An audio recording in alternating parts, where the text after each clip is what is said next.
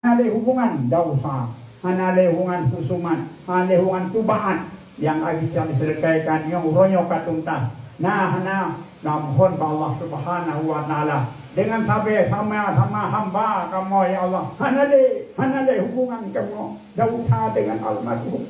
Nah, kamu gede Dron yang maha kuasa, maha rahman, maha kasih sayang, maha pengampun. Ubud dosa syarah kamu, rakyat pengampunan Dron ya Allah. Ampunilah dosa beliau, ampunlah pada almarhum, tempatkan almarhum di tempat yang terpuji, tempatkan almarhum di surga jannatul naim.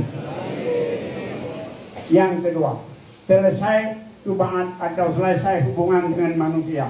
Kadang-kadang hubungan kedekatan harta transaksi yang mana kamu tubuh. Kadang-kadang karena memang manusia makhluk sosial yang tak terlepas daripada